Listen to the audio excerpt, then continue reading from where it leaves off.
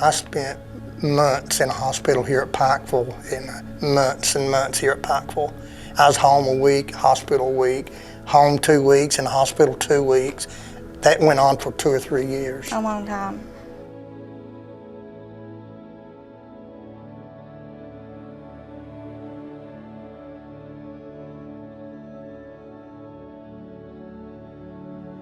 I was on my way to Vanderbilt for an appointment, and when they called and said, "We have found a set of lungs, we found a match." I said, "I'm 20 minutes away." I had a lot of hurdles to go through with on the anti-rejection medicine. But it did level out to where for about a year and a half, you know, it was a little decent. And then they found the mass in my colon. Colon surgery, about half of my intestines taken out, had the ostomy bag, and they said, "It's bad, it's bad." When he left, I remember, I said, "Lord," I said, "I'm not through playing the gospel." I said, "Grant me a few more years." After the colon cancer, they reversed the ostomy, took me off chemo, and we thought everything was going to smooth out again. 3 months later, they done PET scans, cancer's back on my lungs and lymph nodes, and went back on chemo again. And for about 2 years, the chemo they had me on, it wasn't going away, but it was stable.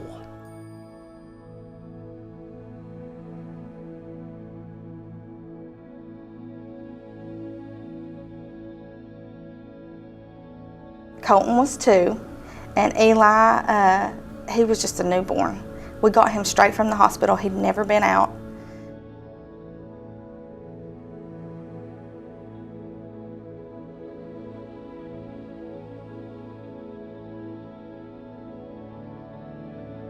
Pain will make you do things you normally wouldn't do. It'll make you think things that you wouldn't think. And I really struggled with that to the point that I didn't want to live, because I was already physically down. And when you get physically down, you'll get mentally down. And when you get mentally down, you'll get spiritually down. And with all this, COVID had shut churches down. So it was probably the lowest point in my life, through the transplant and the cancer, and it all added up to where I wanted a way out.